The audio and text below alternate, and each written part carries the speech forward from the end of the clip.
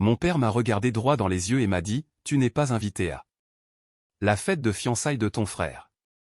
C'est strictement réservé à la famille là. Plus proche. Mon frère a eu un petit rire narquois, a fait teinter son verre. M'a murmuré d'un ton moqueur, merci pour le lieu gratuit. Je n'ai pas crié. Je ne me suis pas disputé. J'ai juste souri et j'ai dit, bonne croisière. Ce qu'ils avaient complètement oublié, c'est que le yacht de luxe de 1,2 million d'euros sur lequel il se trouvait n'appartenait ni à mon frère, ni à mon père. Il m'appartenait exclusivement à moi. 2 heures après qu'ils aient pris la mer au large de la Côte d'Azur, savourant mon champagne et profitant de mon équipage, j'ai envoyé un simple message de 5 mots au capitaine, retour au port. Permission révoquée. Quand le yacht a accosté de nouveau au quai de la marina de Cannes, le capitaine de port a tendu les documents officiels d'immatriculation du navire à la riche fiancée de mon frère. Elle a lu mon nom, l'a regardé avec dégoût, a retiré sa bague et l'a jetée dans son verre. Voici comment cela s'est passé. Je m'appelle Amandine Morel. J'ai 28 ans et s'il y a une chose que j'ai apprise sur ma famille, c'est que les liens du sang ne pèsent rien face à la vanité. Tandis que mes parents consacraient toutes leurs ressources à mon frère cadet, Bastien, le traitant comme un prince intouchable. J'ai été laissé à moi-même pour tracer mon propre chemin. Cela ne me dérangeait pas. En fait, ce délaissement a été ma plus grande motivation.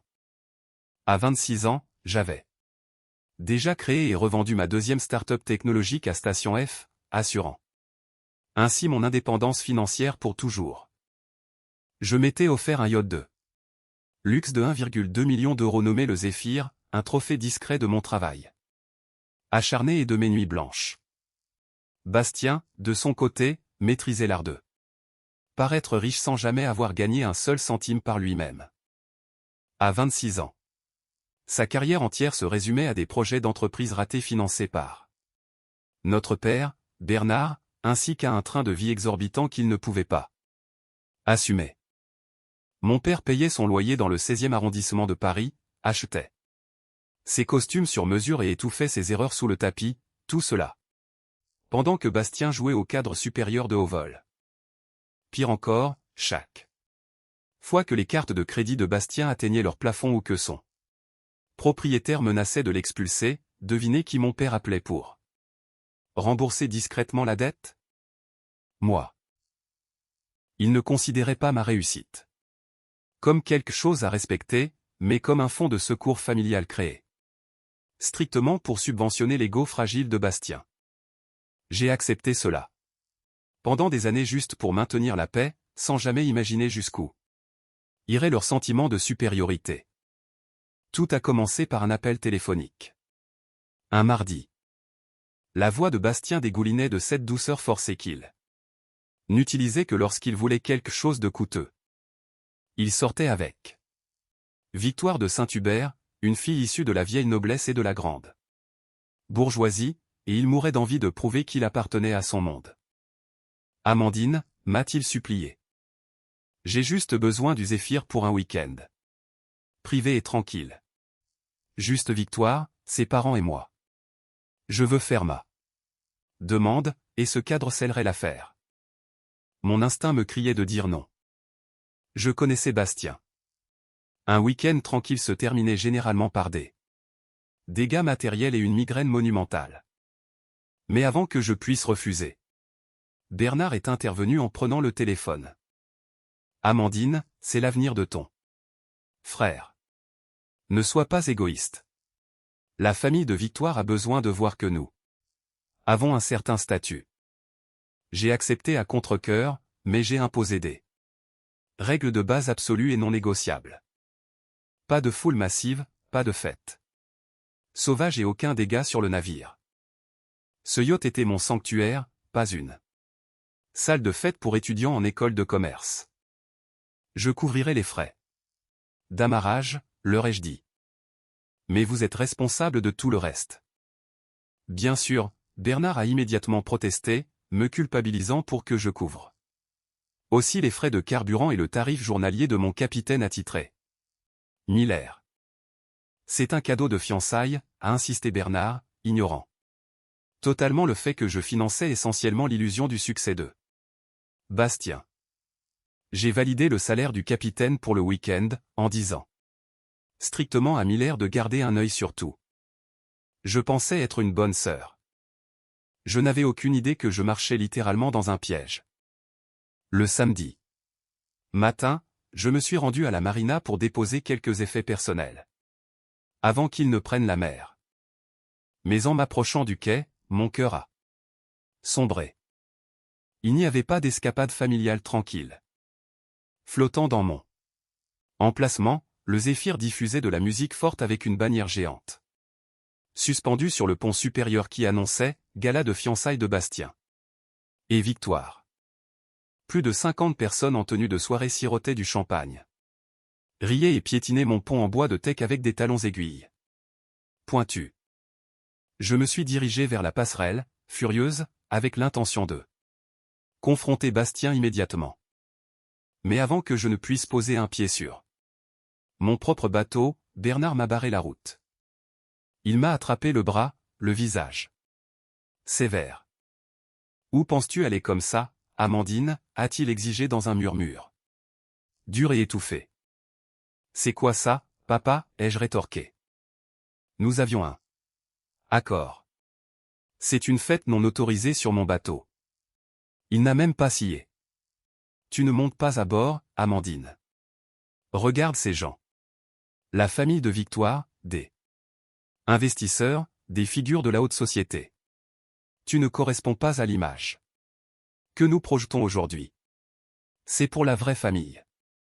Avant que je ne puisse digérer l'insulte, Bastien est descendu de la passerelle en tenant un verre de mon vin de grand cru. Il m'a regardé avec un sourire narquois qui m'a glacé le sang. Merci pour le lieu gratuit, Frangine, a-t-il ricané, se moquant de moi devant 3 invités à proximité. Ne t'inquiète pas, je te raconterai comment s'est passée la croisière. Bernard se tenait à côté de lui. Totalement imperturbable. Rentre chez toi, Amandine. Ne gâche pas le grand jour de ton frère. Debout sur le quai, alors que des inconnus faisaient la fête sur l'accomplissement de ma vie à 1,2 million d'euros, j'ai réalisé qu'il ne s'était pas contenté de me manquer de respect. Il m'avait complètement effacé. Ils pensaient que j'étais faible. Ils étaient sur le point d'apprendre à quel point ils se trompaient. Je n'ai pas crié, je n'ai pas pleuré et je n'ai pas fait de scène sur le quai. Au lieu de cela, j'ai pris une profonde inspiration, j'ai tourné les talons et je suis retourné calmement à ma voiture. Ils s'attendaient à ce que je fasse une crise de colère enfantine ou que je supplie pour être incluse. Mais faire un scandale sur le port ne m'aurait fait passer que pour la sœur amère et jalouse. Ils voulaient un spectacle, mais j'allais leur donner une leçon brutale sur la propriété. Dès que je me suis assise sur le siège conducteur, l'engourdissement a disparu, remplacé par une détermination glaciale. J'ai sorti mon téléphone et j'ai appelé mon avocat maritime. En moins de 3 minutes, il a confirmé ce que je savais déjà. Bastien avait commis de multiples violations de la charte de location, dépassé la limite maximale de passagers sans assurance commerciale et exploitait le navire sous de faux prétextes. Vous avez toute autorité pour tout arrêter. Quand vous le souhaitez, Amandine, m'a dit l'avocat. Ensuite, j'ai appelé le capitaine Miller directement. En tant que propriétaire du Zéphyr, j'étais la seule personne responsable du paiement de son salaire, et son obligation principale était envers moi et envers le droit maritime. Capitaine Miller. Ai-je dit, ma voix aussi stable que de la glace. Je suis à la marina. Je viens d'être empêché de monter à bord de mon propre navire par mon père et mon frère, qui ont entassé plus de 50 invités sur mon pont sans mon consentement. Mademoiselle Amandine, a répondu Miller, semblant sincèrement outré. Ils m'ont dit que vous nous rejoigniez dans la baie. Ils ont menti, ai-je dit. Je révoque immédiatement la permission d'exploiter mon navire. Je vous ordonne d'exécuter un retour d'urgence au port sous la directive officielle de la propriétaire. Invoquer des violations de sécurité et un nombre de passagers non autorisés. Faites-le maintenant. Miller n'a pas hésité, reçu, propriétaire. Je fais demi-tour. À environ 5000 au large de la côte, le soleil brillait. Les verres s'entrechoquaient et mon frère Bastien se tenait sur le pont supérieur, faisant un grand discours arrogant. Il tenait la main de Victoire, se vantant auprès de ses riches parents de sa flotte personnelle et de la façon dont il avait toujours cru en une vie au sommet. Juste au moment où il levait son verre pour porter un toast à son brillant avenir, les puissants moteurs du Zéphyr se sont soudainement coupés. Le navire s'est lentement arrêté, se balançant doucement sur la houle de l'océan. La musique s'est éteinte. Instantanément, remplacée par le bourdonnement sourd du générateur de secours. Un gémissement collectif a résonné sur le pont alors que les invités confus regardaient autour d'eux. Bastien, rouge de honte, s'est précipité vers la cabine de pilotage. « Capitaine, qu'est-ce qui se passe » a-t-il hurlé en frappant du poing contre la porte. Nous sommes en plein milieu d'un discours. Remettez la musique et continuez de naviguer. Le capitaine Miller est sorti de la passerelle, l'air tout à fait calme dans son uniforme officiel. Il n'a pas regardé Bastien. Il s'est adressé à l'ensemble du pont via le système de sonorisation du navire. Attention à tous les invités, la voix claire de Miller a résonné dans les haut-parleurs. Sur ordre direct de la propriétaire légale du navire, Mademoiselle Amandine Morel, toute autorisation d'utiliser ce yacht a été officiellement révoquée pour cause de manquement à la sécurité. Dépassement de la capacité de passagers et exclusion de la propriétaire. Nous retournons immédiatement à la marina. Veuillez vous préparer à débarquer. Des exclamations de surprise ont éclaté sur le pont. Victoire s'est tournée vers Bastien, les yeux écarquillés. Bastien, qui est Amandine ? Je croyais que tu avais dit que c'était ton bateau. Le visage de Bastien est devenu livide. Il a paniqué, hurlant sur Miller, « C'est moi qui paie ton salaire. Tu travailles pour moi. Fais demi-tour avec ce maudit bateau tout de suite ou tu es viré. » Miller l'a regardé avec une froideur professionnelle glaciale, « Vous ne me payez pas, monsieur. C'est Amandine qui le fait, et nous rentrons à la maison. » 30 minutes plus tard, le Zéphyr s'est glissé en douceur dans son emplacement. À la marina où j'attendais sur le quai, accompagné de 2 agents de sécurité. Du port et du capitaine de port. Dès que la passerelle a été abaissée, mon père est descendu le premier, le visage rouge de rage. « Amandine, tu es folle » a-t-il hurlé, sa voix résonnant dans tout le port. « Tu nous as humiliés devant tout le monde. Tu as ruiné la vie de ton frère. » Bastien a trébuché à sa suite, essayant de retenir le bras d'une Victoire frénétique. « Amandine, dis-leur que c'est une erreur, » a-t-il supplié, toute sa bravoure ayant disparu. « Tu es en train de gâcher mes fiançailles. » Je n'ai pas adressé un seul mot à l'un ou l'autre. À la place, j'ai fait un signe de tête au capitaine de port, qui s'est avancé en tenant un dossier en cuir épais. Il s'est approché de Victoire et de ses parents choqués, l'ouvrant pour révéler l'immatriculation officielle d'état du navire, l'acte de vente original et la police d'assurance maritime. « Madame » a dit poliment le responsable à Victoire. Pour dissiper toute confusion, ce navire de 1,2 million d'euros appartient à 100% à Mademoiselle Amandine Morel. Votre fiancé, Bastien, n'en détient aucune parée. N'était autorisé à bord qu'en tant qu'invité temporaire. Victoire a fixé les documents, ses yeux parcourant mon nom inscrit en haut de chaque page légale. Elle a regardé Bastien, son expression passant de la confusion au dégoût absolu. « Tu m'as menti » a murmuré Victoire d'une voix tranchante comme l'acier. « Tu m'as dit que c'était un bien familial. Tu m'as dit que c'était toi qui avais bâtit tout ça.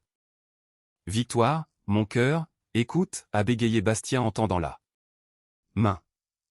Victoire a retiré sa main, a détaché sa bague de fiançailles et l'a laissé tomber directement dans le verre de champagne à moitié vide de Bastien. C'est fini, a-t-elle dit, tournant les talons et quittant le quai avec sa famille. Bastien s'est effondré à genoux, regardant tout son avenir s'évaporer. Sur le bois du quai. Bernard m'a fusillé du regard, tremblant de colère.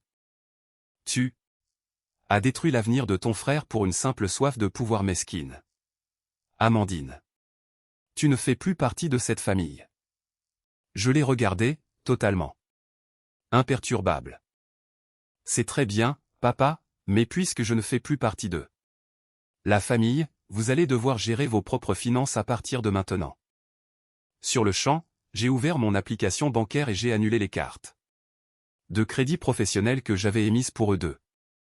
J'ai supprimé le virement mensuel qui finançait l'hypothèque de la maison de Bernard et j'ai annulé ma caution solidaire pour le bail de l'appartement de Bastien. En quelques minutes, leurs téléphones ont vibré avec des notifications de refus. La réalité les a frappés de plein fouet. Sans mon argent, ils n'avaient plus rien. Je suis passé devant eux, je suis monté à bord du Zéphyr et j'ai souri au capitaine Miller. Reprenez la mer, capitaine. Il est temps que je profite enfin de mon bateau.